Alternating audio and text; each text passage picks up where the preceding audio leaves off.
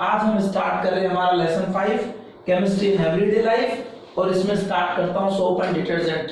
फिर से रिपीट करता हूं आपके लिए बेटा कि जो डिटर्जेंट वर्ड है, इस डिटर्जेंट वर्ड का मतलब है टू वाइप क्लीन, यानी किसी भी चीज को क्लीन करने के लिए, क्लींजिंग एक्शन के लिए जो सब्सटेंस यूज किए जाते हैं, जो मटेरियल यूज किया जाता है, उसी को क्या कहते हैं? डिटर्जेंट। और जो ओल्डेस्ट डिटर्जेंट थे इनको क्या कहा गया? सॉप। बात आती है सॉप है क्या? तो देखिए सॉप है क्या, मैंने आपको बताया था बेटा, लॉन्ग कार्बन चेन वाले कार्बोक्सिलिक एसिड जिनको हम फैटी एसिड भी कहते हैं, आपको क्लियर रहना चाहिए दिमाग में, RCOOH इनको कहते हैं फैटी एसिड। आप सेकंड लेसन में पढ़ेंगे जब डाइजेशन होता है तो डाइजेशन में क्या होता है, स्मॉल इंटेस्टाइन में फैट के कंप्लीट डाइजेशन से फैटी एसिड और ग्लिसरॉल मिलते हैं। इसका मतलब फैट किससे बनी हुई होती है? फैटी एसिड और ग्लिसरॉल आपस में मिलकर फैट्स बनाते हैं। जब डाइजेशन होती है तो कॉम्प्लेक्स मटेरियल वापस सिंपलेस्ट मटेरियल में चेंज होता है, यानी वही फैट टूट करके आपको फैटी एसिड और ग्लिसरॉल देता है। तो कार्बोक्सिलिक एसिड को ही फैटी एसिड कहते हैं क्योंकि इनका सोर्स फैट्स है, ऑयल्स है। ठीक है, कार्बोक्सिलिक एसिड का सिंपल फॉर्मूला सर ने कहा RCOOH रखिए। तो जब किसी एसिड की रिएक्शन किससे करवाते हैं? बेस से। तो जब आप इस कार्बोक्सिलिक एसिड की रिएक्शन भी किससे करवाते हैं? बेस से। तो नेचर के अकॉर्डिंग एसिड क्या डोनेट करेगा? H+, बेस क्या डोनेट करेगा? OH-। दोनों की रिएक्शन से क्या बाहर निकलेगा? वाटर। आपको क्या मिलेगा? RCOONA। आप जानते हैं क्या कि एसिड की रिएक्शन जब बेस से होती है तो सॉल्ट और वाटर बनता है। तो अब आपके दिमाग में क्लियर हो जाना चाहिए कि जब फैटी एसिड्स की रिएक्शन सोडियम हाइड्रोक्साइड से करवाते हैं तो इसका सोडियम सॉल्ट बनता है। अगर यही रिएक्शन KOH पोटेशियम हाइड्रोक्साइड से होती तो इसका पोटेशियम सॉल्ट बनता। ओके, तो कार्बोक्सिलिक एसिड या फैटी एसिड्स जिनको कहा है, इनके सोडियम या पोटेशियम सॉल्ट को ही क्या कहते हैं? सॉप कहते हैं। लेकिन सॉप के लिए यहां पर कार्बोक्सिलिक एसिड में कितने कार्बन होने चाहिए? मिनिमम 12 से 18 कार्बन होने चाहिए। चलिए 12 से 18 कार्बन होने चाहिए, तो इस पर बात कर लेते हैं। कैसे? आइए, ये कहता है कि यहां पर R क्या है? ये एक एल्काइल ग्रुप है। ये क्या होता है बेटा? एल्काइल ग्रुप होता है। एल्काइल ग्रुप का जनरल फॉर्मूला होता है CnH2n+1 where n equals to number of carbon. ठीक है, इस फॉर्मूले का मतलब हो गया कि जितने कार्बन मैं यहां लूंगा, हाइड्रोजन उसके डबल से एक क्या होगा? एक्स्ट्रा होगा। तो मैंने आपको कहा यहाँ कितने कार्बन मिनिमम होने चाहिए? 12। तो अगर n की वैल्यू 12 रखेंगे तो H की वैल्यू कितनी हो जाएगी? 12 2 24 एंड 1 25। अगर यहीं पर आपने 15 कार्बन ले लिए, n की जगह 15 रखा तो 15 2 30 एंड 1 31। अगर आपने यहाँ 17 कार्बन ले लिए तो 17 2 34 एंड 1 35। ये डिफरेंट बेटा एल्काइल ग्रुप है, 15 ग्रुप वाले, 17 ग्रुप वाले।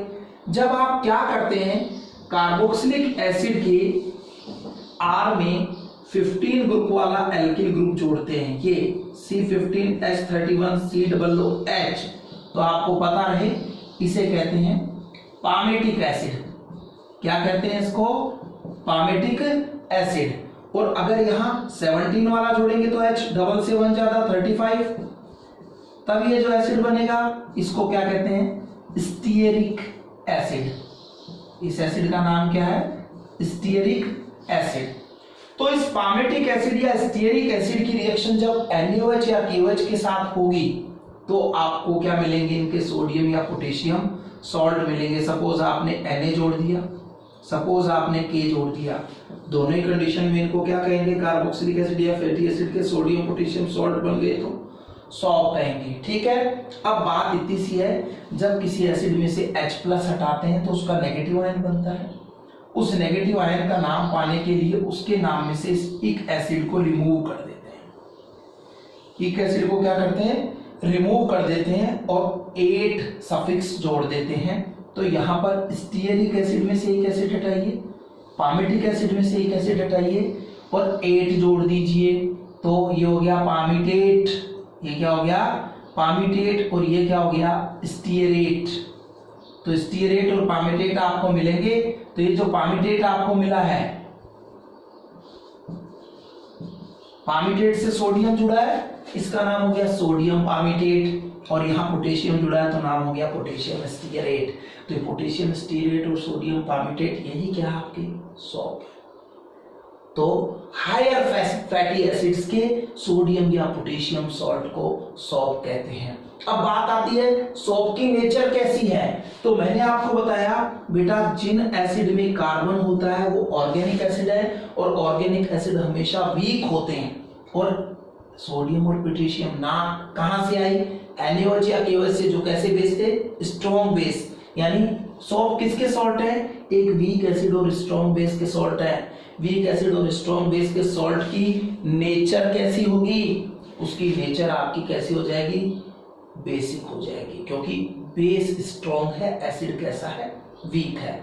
तो पहली बात आ गई, द सोडियम और potassium salt of higher fatty acids are known as salt. Then second आ गई, salts are basic in nature because these are salt of strong base with weak acid. Okay, it means the solution pH of salt solution will be greater than 7, and you should be remember that base are corrosive in nature. Corrosive means they harms the cloth and skin. जो harms करते हैं, नुकसान पहुंचाते हैं किसको, cloth को और skin को, उनको क्या कहते हैं, कोरोसिव। तो बेस कोरोसिव होता है क्योंकि आपकी स्किन को नुकसान पहुंचा रहा है, इसलिए क्या करते हैं, ये कहते हैं कि ये इतना एडवांटेजफुल नहीं है। सॉल्ट में एक और कमी होती है बेटा, क्या कमी होती है मैं आपको बताऊं। सॉल्ट जो होता है इसको आप केवल सॉफ्ट वाटर में यूज कर सकते हैं। केवल कौन से वाटर में यूज कर सकते हैं, सॉफ्ट वाटर में। बेटा वाटर दो तरह के होते हैं, एक सॉफ्ट वाटर और एक हार्ड वाटर।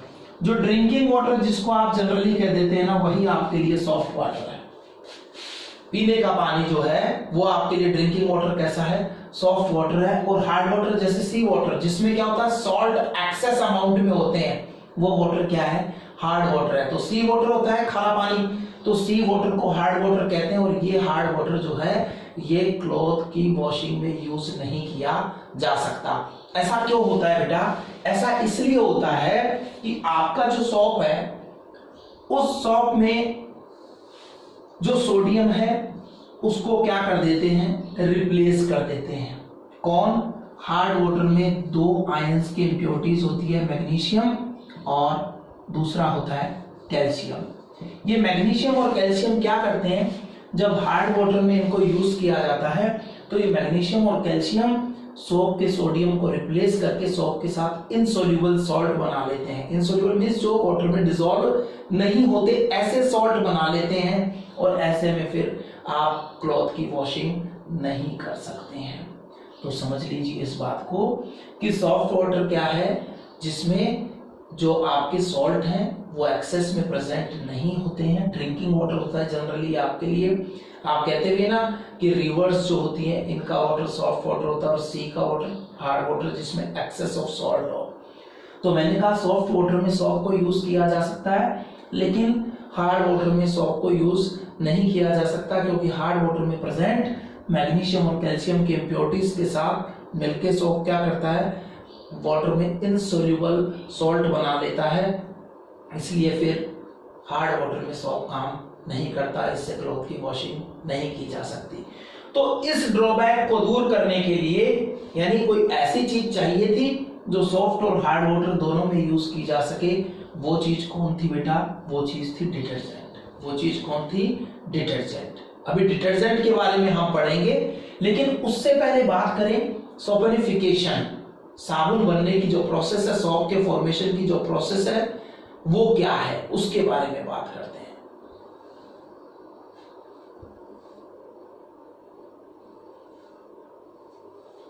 तो देखिए हम बात करें सोपनिफिकेशन। सोपनिफिकेशन क्या है, देखिए आपने कहा कि सोडियम और पोटेशियम के फैटी एसिड्स जो हैं, फैटी एसिड्स के सोडियम और पोटेशियम सॉल्ट जो हैं उनको सॉल्ट कहते हैं। तो फैटी एसिड किससे मिलेंगे, फैट्स के डिकम्पोजिशन से। फैट्स का फॉर्मूला क्या होता है ये बच्चों को पता होना चाहिए। तो फैट का फॉर्मूला यानी सॉल्फोनिफिकेशन की रिएक्शन आपको बताने के लिए पहले मैं एक अपोजिट रिएक्शन आपको बता रहा हूं कि फैटी एसिड का फॉर्मूला देख ले। एक दूसरी चीज होती है ग्लिसरॉल। फैटी एसिड और ग्लिसरॉल की रिएक्शन से क्या बनते हैं, फैट्स या ऑयल बनते हैं। तो आइए बात करें ये फैट का फॉर्मूला कैसे जनरेट कर सकते हैं आप। तो मैंने आपको सिंपल सा कहा बेटा 3 कार्बन का एक अल्कोहल होता है जिसमें तीनों कार्बन पर एक एक OH ग्रुप अटैच होता है। मैंने आपको बताया था कार्बन की वैलेंसी 4 होती है, जितनी नजर आ रही है वो ठीक है, जितनी कम है उतने हाइड्रोजन दे दीजिए। तो 1 2 तो 2 हाइड्रोजन देंगे, 4 हो गई। 1 2 3 है तो 1 हाइड्रोजन देंगे। 1 2 तो 2 हाइड्रोजन देंगे। इस तरह से 3 कार्बन तीनों पर क्या है, OH ग्रुप अटैच है। इस कंपाउंड को ही आप क्या कहते हैं बेटा, ग्लिसरॉल कहते हैं। अभी आपने कहा फैटी एसिड का जनरल फॉर्मूला क्या है, आपने कहा सर फैटी एसिड का जनरल फॉर्मूला है RCOOH। RCOOH।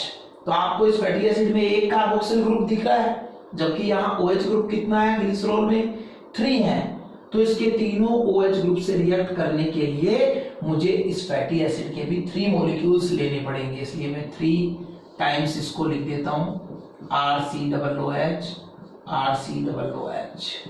ठीक है। अब मुझे क्या करना है बेटा, ये जो फैटी एसिड्स सामने रखे हैं इन फैटी एसिड की ग्लिसरॉल से रिएक्शन करवानी है। जब फैटी एसिड ग्लिसरॉल से रिएक्ट करता है तो इनके बीच में से वाटर मॉलिक्यूल आपका बाहर निकल जाता है। क्या बाहर निकल जाता है, वाटर मॉलिक्यूल बाहर निकलता है। देखिए इस तरह से, ये लीजिए वाटर मॉलिक्यूल बाहर निकल गया। सभी जगह से मैं निकाल देता हूं वाटर मॉलिक्यूल बाहर, ये लीजिए।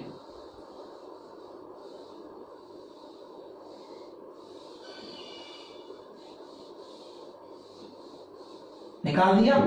अब जैसे ही OH गया यहां से, इनकी वैलेंसी क्या हो गई, फ्री हो गई। अब इनको आप इस ऑक्सीजन से अटैच कर दीजिए, ये लीजिए। एक O तो था, ये OC और आ गया R, तो RCOO आ गया यहां पर। ठीक है, ये लीजिए।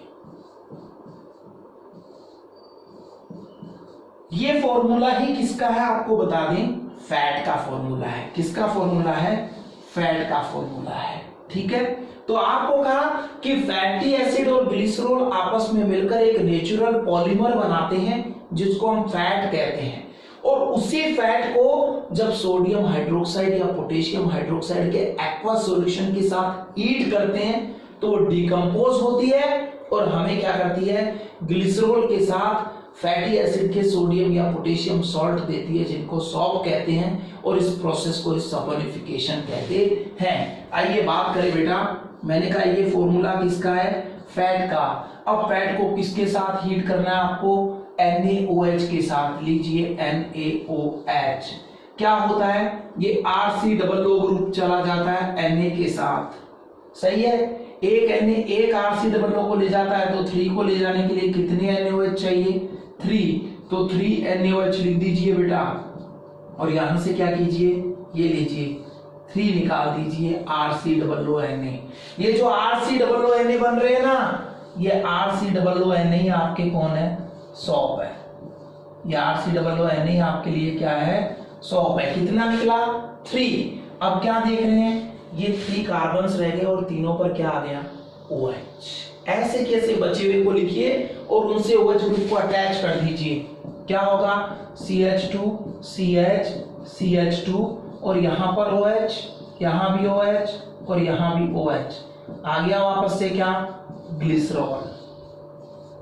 तो सिंपल सा है बेटा, पूछा जाता है right the chemical equation of saponification, या पूछा जाता है व्हाट इज सैपोनिफिकेशन, तो आप क्या लिखेंगे, व्हेन फैट्स और oil are heated with sodium hydroxide और पोटेशियम हाइड्रोक्साइड, दोनों में से किसी एक के साथ। ठीक है, हीटेड विद सोडियम हाइड्रोक्साइड और potassium hydroxide, the sodium or potassium salt of fatty acids are obtained which are known as soap and the process is known as saponification।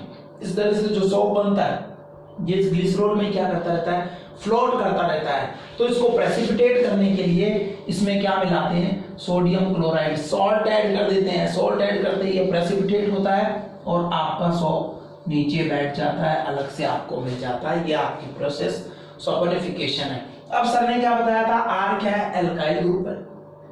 अब ये एल्काइल ग्रुप आप 15 कार्बन वाला लेंगे तो sodium palmitate बन जाएगा, अगर आप 17 कार्बन वाला लेंगे तो सोडियम स्टीरेट बन जाएगा। जो आप लें बस इतना ध्यान रखना है कि जो भी एल्काइल ग्रुप आप यहां जोड़ेंगे उसमें नंबर ऑफ हाइड्रोजन डबल से 1 ज्यादा होगा। तो C15H31 लेंगे सारे सेम, ऐसे नहीं कि एक 15 वाला ले लेते हैं एक 17 वाला ले लेते हैं, जो भी लेंगे एक जैसे लेंगे। बस ये लिया तो यहां भी आर की जगह इसी को अटैच कर दीजिए, क्या बन जाएगा देखिए, C15H31 ये आपका सोडियम पामिटेट हो गया, सॉप हो गया। तो ये बात हुई सॉप की। क्या क्या बताया मैंने आपको, कहा सबसे पहले क्या, सोडियम और potassium salt of higher fatty acids like palmitic acid, stearic acid और oleic acid are known as soap. फिर मैंने आपको कहा soaps are salt of weak acid with strong base, so they are basic in nature, means their solution is basic in nature, so it is also corrosive in nature which harms the both cloth and skin. That's why soap is not so good, इसको अच्छा नहीं माना गया है। And second thing, soaps when treated with hard water, then calcium and magnesium impurities present in hard water replaces the sodium and forms insoluble salt. So that's why soap can't be used in hard water. That's the second drawback. First था corrosive था basic होने की वजह से, और second है कि hard water में यूज नहीं होता, ओनली सॉफ्ट वाटर में यूज किया जा सकता है। तब जरूरत पड़ी हमें किसकी, डिटर्जेंट की। आइए बात करें अब ये डिटर्जेंट क्या है, इन पर बात करते हैं आपके।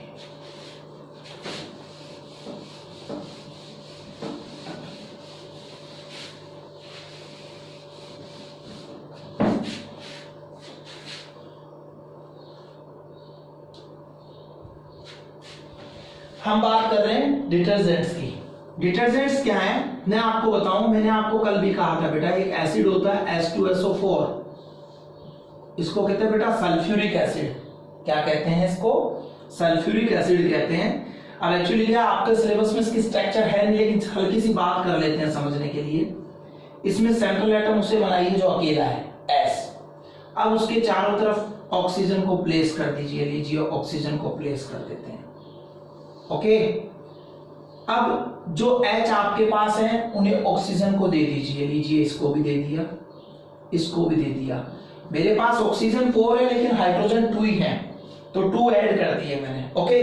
अब याद करो ओ सलीम सिलेगा तेरी पॉकेट 16 को, ऑक्सीजन 16th ग्रुप का मेंबर है, आउटर मोस्ट ऑर्बिट में 6 इलेक्ट्रॉन है, इसकी वैलेंसी 2 ही होती है। ये एक बॉन्ड इधर बना रहा है, एक बॉन्ड सल्फर से बना लेगा। ऑक्सीजन यहाँ एक बॉन्ड हाइड्रोजन से बना रहा है, एक बॉन्ड किससे बना लेगा, सल्फर से बना लेगा।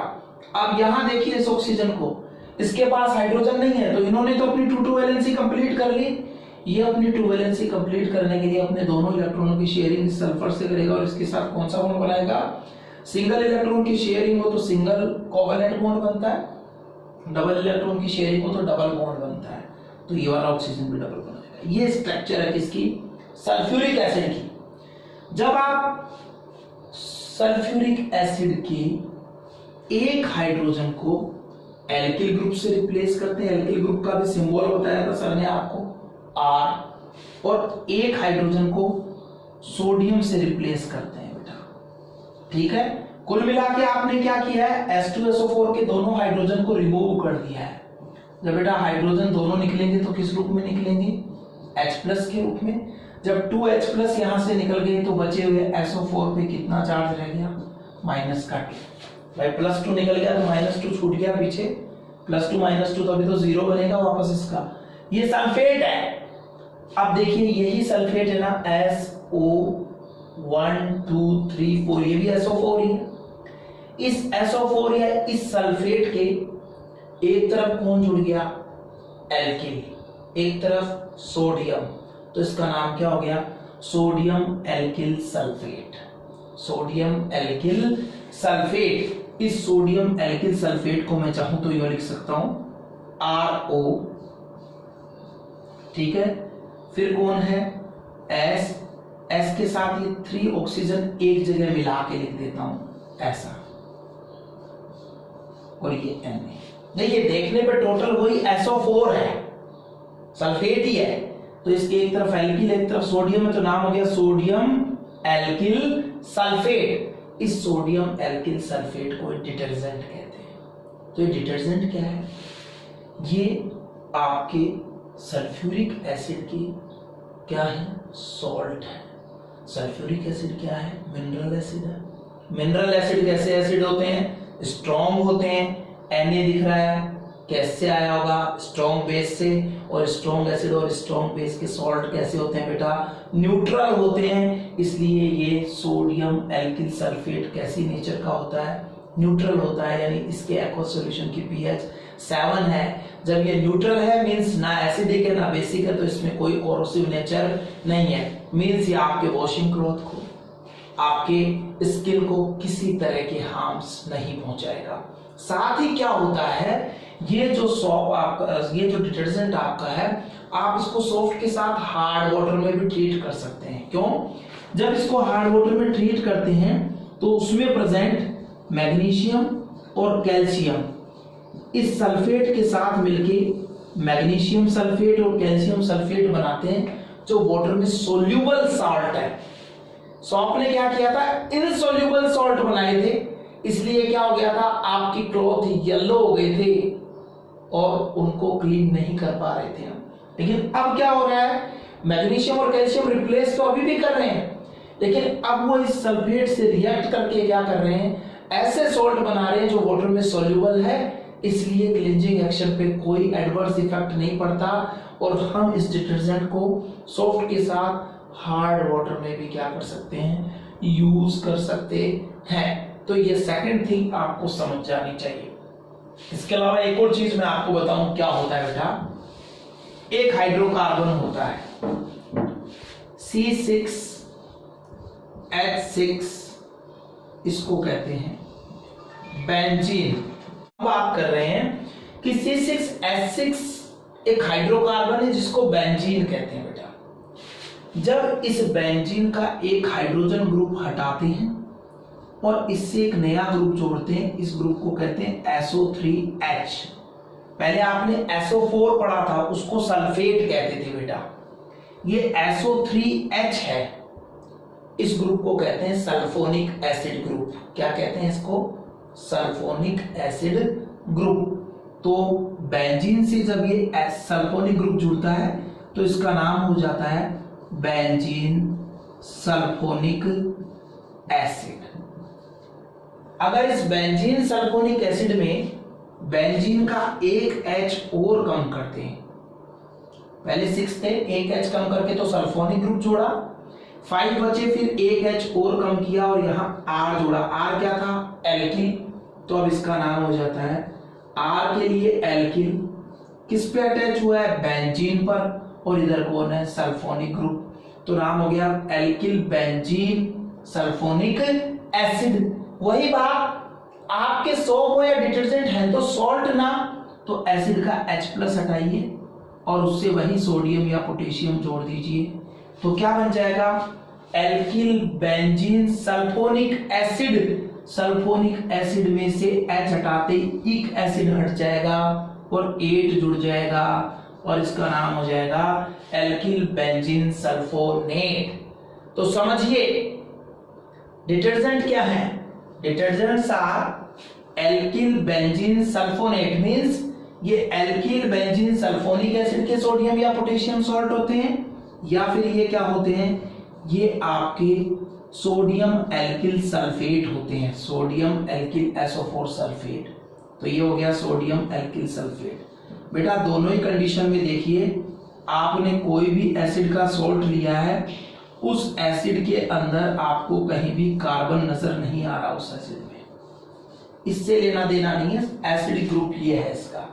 तो एसिडिक ग्रुप में कार्बन नहीं है, ये आपके स्ट्रॉन्ग एसिड्स हैं, इसलिए स्ट्रॉन्ग बेस NaOH के साथ मिलकर न्यूट्रल सॉल्ट बनाएंगे। तो डिटर्जेंट्स क्या होते हैं पूछ लेता आपसे। आप कहेंगे एल्किल बेंजीन सल्फोनेट और sodium alkyl sulphate are known as detergents. Okay, फिर second thing, these are salt of strong acid with strong base, so these are neutral in nature। ठीक है, means aqueous solution of pH of aqueous solution of detergent will be 7, है ना। It is not corrosive in nature, so doesn't harm both cloth and skin। And third, it can be used, fourth, it can be used in both soft and hard water because calcium and magnesium impurities of hard water forms magnesium sulfate and calcium sulfate, which are soluble in water. That's why detergent can be used in both soft and hard water, and because it is non-corrosive in nature and can be used in both soft and hard water, that's why detergent is better than soap। Detergent soap से better है, अच्छा है। क्यों है? क्योंकि soft और hard water दोनों में यूज भी कर सकते हैं और इसकी नेचर कोरोसिव नहीं होती, इसलिए क्लॉथ और आपकी स्किन को कोई हार्म नहीं पहुंचाता। आइए अब फाइनल टॉपिक पढ़े इसी में आगे। वो फाइनल टॉपिक क्या है मैं आपको बताऊं, मिसेल। पहले इस मिसेल की बात करते हैं and then last cleansing action of soap. Cleansing action of soap, कैसे सोप क्या करता है, साफ करता है, आपके कपड़ों को क्लीन करता है। तो क्लींजिंग एक्शन ऑफ सोप पे भी बात करते हैं। ओके, आइए बात करें मिसेल कैसे बनता है। अभी आपको सर ने कहा कि बेटा हायर फैटी एसिड्स के सोडियम या पोटेशियम सॉल्ट होते हैं आपके सोप। मान लीजिए ये हायर एसिड है, C15H31 लेंगे तो इसको पामिटिक एसिड कहा था। पामिटिक एसिड का सॉल्ट है पामिटेट, और उससे जुड़ गया सोडियम तो इसका नाम है सोडियम पामिटेट। ये भी सोप के रूप में हो सकता है। अगर यहाँ C17 ले लें, H31 ले लें, COONA, ठीक है। अब ये स्टीयरिक एसिड था, स्टीयरिक एसिड का सोडियम सॉल्ट बन गया तो इसका नाम क्या हो जाएगा, sodium stearate. Sodium stearate name हो जाएगा। अब आप देखिए यहाँ पर सोडियम पामिटेट, सोडियम स्टीयरेट, दो तरह के एसिड्स हो गए ना। अब आप यहाँ पे थोड़ा सा ध्यान देंगे बेटा कि ये एसिड हैं, जब इनको आप वाटर में यूज करते हैं क्लींजिंग एक्शन के लिए, सॉप को वाटर के साथ ट्रीट किया जाता है। भाई कपड़े को क्या करते हैं, क्लोथ को क्या करते हैं, आप वाटर में डिप करते हैं, बाहर निकालते हैं, फिर क्या करते हैं, उस पर सॉप लगाते हैं। सही है। तो सॉप वाटर में क्या होता है, पहले डिसोशिएट होता है, आयोनाइज्ड होता है, और इसमें से ये सोडियम अलग होता है। सोडियम वही बात NaOH में से OH माइनस निकलने से बना था, तो इस पे क्या था, प्लस चार्ज। ऑक्सीजन पे क्या है, माइनस चार्ज। ये डिसोशिएट होकर क्या बनाएगा, C15H31 COO minus plus Na plus. ये यहां टूटेगा तो क्या बनाएगा, C17H35 COO minus plus Na plus. ठीक है, इस तरह से ये सॉल्ट डिसोशिएट हो जाएगा। अब यहां आपको इस सोडियम से कुछ भी लेना देना नहीं है, आप इस बचे हुए आयन पे ध्यान दीजिए, पामिटेट पे या स्टीयरेट पे।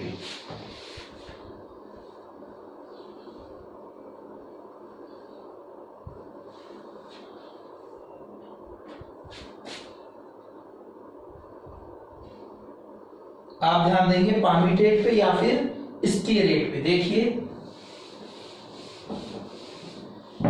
आपका ये जो आयन है, इसको भी फर्दर हम 2 पार्ट में डिवाइड करते हैं।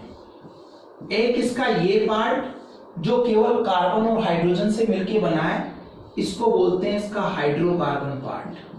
क्या बोलते हैं बेटा, इसको हाइड्रोकार्बन पार्ट बोलते हैं। और दूसरा ये पार्ट जिसमें कार्बन के साथ ऑक्सीजन और नेगेटिव चार्ज जनरेट हो गया है, इसको बोलते हैं इसका पोलर पार्ट। कौन सा पार्ट बोलते हैं इसको, पोलर पार्ट।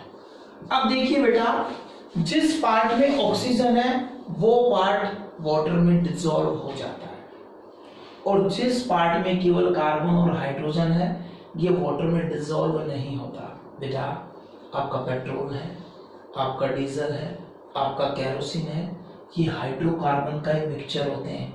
इवन आपकी एलपीजी गैस, आइसोब्यूटेन, आपकी सीएनजी गैस, मैथेन होती है जो हाइड्रोकार्बन है। और बेटा आपको मालूम है इनकी लगी आपको पानी से नहीं बुझा सकती क्योंकि ये पानी में डिसॉल्व नहीं होते, ये वाटर में डिसॉल्व नहीं होते। तो बेटा ये हाइड्रोकार्बन पार्ट है, ये वाटर में डिसॉल्व नहीं होता, यानी ये वाटर में क्या होता है, इनसॉल्युबल होता है। जबकि ये वाला पार्ट सोप का जो होता है जिसमें ऑक्सीजन है ये वाटर में क्या होता है, सोल्यूबल होता है।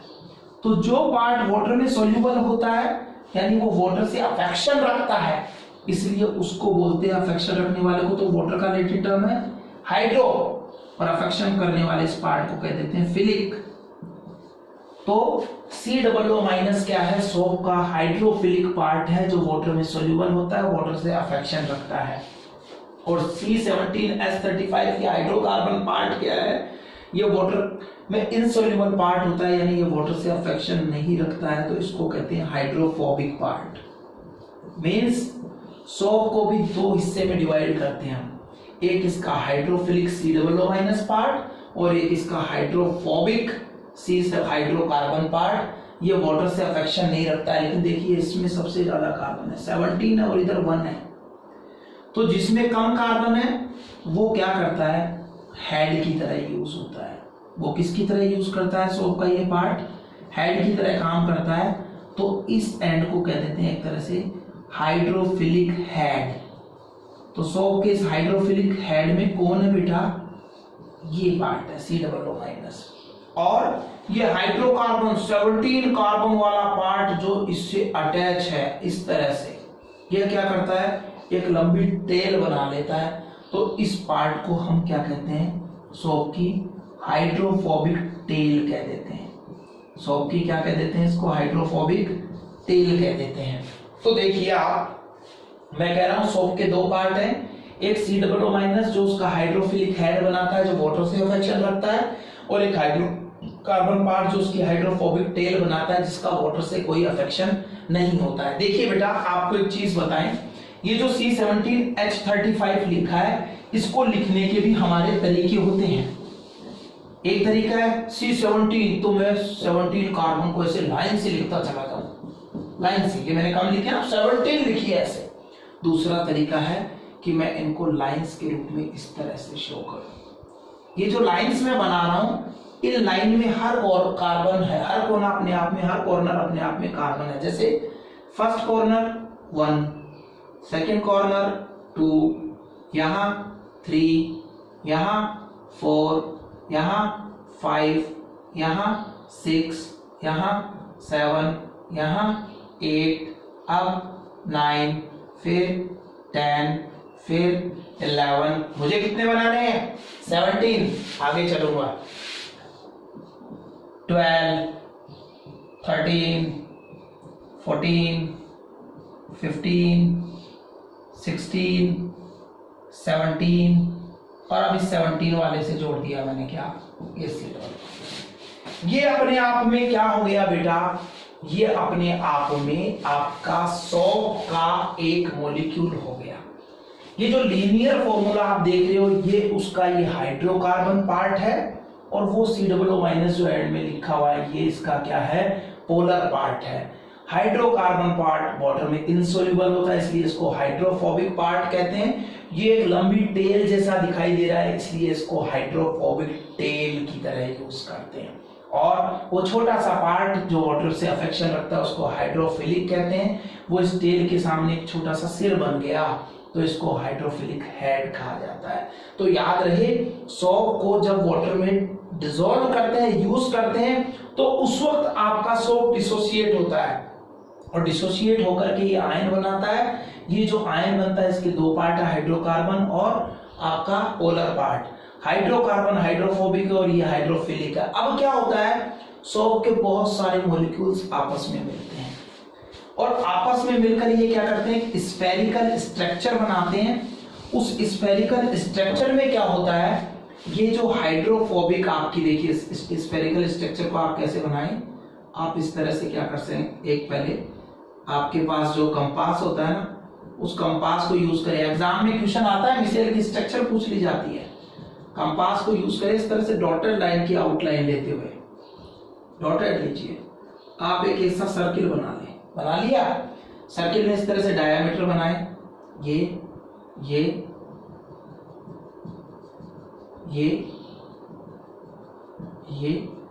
लाइट डॉटेड लाइन से। अब आपको क्या करना है, हर डॉटेड लाइन पर इस तरह से ये हाइड्रोकार्बन पार्ट बनाना है, ये हाइड्रोकार्बन टेल है, ओके, इस तरह से। ये डॉटेड लाइन दिखनी नहीं चाहिए, ये केवल हमने कि हमारी लाइन सही बने और डायग्राम थोड़ा सा ब्यूटीफुल दिखे, साफ सुंदर दिख जाए, इसलिए।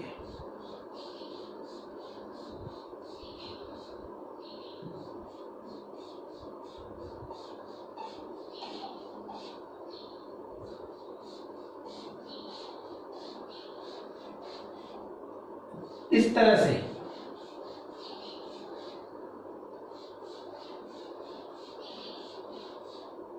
ठीक है। ये क्या आ गई सबकी, यानी मिसेल का फॉर्मेशन इस तरह से होता है कि सभी सोप के मॉलिक्यूल्स की जो हाइड्रोफोबिक टेल होती है वो सेंटर की तरफ आ जाती है। कहां आ जाती है, वो सेंटर की तरफ आ जाती है। और जो इनका हाइड्रोफिलिक हेड होता है वो कहां आ जाता है, सरकमफेरेंस पे आ जाता है, यहां बॉर्डर पे दिखाई देता है आपको इस तरह से। ये स्ट्रक्चर हो गई किसकी, मिसेल की। अब बेटा आपको सर ने अभी बताया, क्या बताया सर ने, आपको बताया कि बेटा ये हाइड्रोकार्बन पार्ट में हर कॉर्नर क्या है, अपने आप में कार्बन को शो करता है। तो वास्तव में काउंटिंग फिक्स होनी चाहिए कि भाई 1 2 3 4 5 6 7 8 जितनी इनकी बन रही है उतनी इनकी बने। लेकिन इतना आपके लिए काउंट करना इतना बड़ा इश्यू नहीं है। कैसे, अगर आप एक ही रेडियस का जब सर्कल बना रहे हैं तो जाहिर सी बात है सबकी सेंटर से डिस्टेंस सेम है, इसलिए नॉर्मली क्या है, इसमें ज्यादा फर्क नहीं पड़ने वाला। क्या हुआ, 1 2 कार्बन इधर उधर हो गया, कोई ध्यान नहीं देता। तो आप इस तरह से बना दें, ये हाइड्रोफोबिक टेल कहां आ जाएगी, सेंटर की तरफ आ जाएगी, और वो हाइड्रोफिलिक एंड कहां आ जाएगा, सरकमफेरेंस पे आ जाएगा। इस तरह से सोप के सैकड़ों मॉलिक्यूल्स, मोर देन 100 मॉलिक्यूल्स आपस में मिलेंगे और इस तरह से जो स्ट्रक्चर बनेगी स्फेरिकल, उसी को क्या कहते हैं, मिसेल कहते हैं। जब आप क्या करते हैं, क्लींजिंग एक्शन के लिए सोप को यूज करते हैं, तो उस वक्त इसी मिसेल का फॉर्मेशन होता है। अब मैं आपको बात बताऊं बेटा, जो चीज वाटर में सोल्यूबल नहीं होती, जैसे हाइड्रोकार्बन पार्ट, वो फैट्स या ऑयल में डिसॉल्व हो जाती है। वो किस में डिसॉल्व हो जाती है, फैट्स या ऑयल में डिसॉल्व हो जाती है। तो जनरली आपकी कॉलर गंदी होती है, कॉलर पे जो डर्ट लगती है वो चिकनाई वाली होती है, उसमें डर्ट जो है वो स्मूथ होती है, थोड़ी सी चिकनाई वाली होती है, ऑयली होती है वो। तो वो जो ऑयली है ना कॉलर की सरफेस, कॉलर की उस ऑयली सरफेस पे ऑयल है, उस ऑयल में डर्ट के पार्टिकल क्या हो गए, डिपॉजिट हो गए और आपकी कॉलर खराब हो गई। आप क्या करना चाहते हैं, उसको क्लीन करना चाहते हैं। क्लीन करने के लिए आप क्या करेंगे, उसको सोप के सॉल्यूशन में डिप करेंगे। यही करते हैं हम, सोप के में कर लेते हैं, डिटर्जेंट के में कर लेते हैं यार। तो सोप या डिटर्जेंट के सॉल्यूशन में जब आप उसको डिप करेंगे तो देखिए क्या होगा। सपोज कीजिए आपका ये क्लॉथ है और ये उस पर क्या है, डर्ट है कहीं पर, तो क्या होगा, सोप के सॉल्यूशन में जैसे इसको डिप करेंगे सब तरफ से सोप के मॉलिक्यूल इसकी तरफ अट्रैक्ट होंगे। ये पार्ट कैसा है, ये ऑयली डर्ट है, ऑयल की तरफ कौन अट्रैक्ट होगा, जो वाटर से अफेक्शन नहीं रखता ना, जो वाटर से अफेक्शन नहीं रखता वो ऑयल से अफेक्शन रखेगा। तो सबका ये हाइड्रोकार्बन टेल है, ये देखिए ये इस तरफ आएगा बेटा, सबका आएगा इस तरह से, आया, सबका हाइड्रोकार्बन टेल है। वो क्या है, हाइड्रोफोबिक एंड है, ये हाइड्रोफोबिक एंड आकर के क्या करेगा, डर्ट को पकड़ लेगा। दूसरी तरफ सबका जो हाइड्रोफिलिक एंड है वो इस तरह से बाहर रहेगा। तो देखिए सेंटर की तरफ क्या हो गया, सबकी हाइड्रोफोबिक टेल आ गई और बाहर सर्कमफेरेंस की तरफ क्या रह गया सबका, हाइड्रोफिलिक एंड रह गया। मैंने क्या किया, सोप के सॉल्यूशन में मेरे क्लॉथ को डिप किया जिसकी डर्ट मुझे हटानी है। मैंने कहा डर्ट थी ऑयली, यानी इस ऑयली पार्ट की तरफ अट्रैक्ट होता है हाइड्रोफोबिक एंड ऑफ मिसेल। तो हाइड्रोफोबिक एंड सोप का क्या करता है, इसकी तरफ अट्रैक्ट होता है और इस तरह से इसके चारों तरफ एक मिसेल बन जाता है।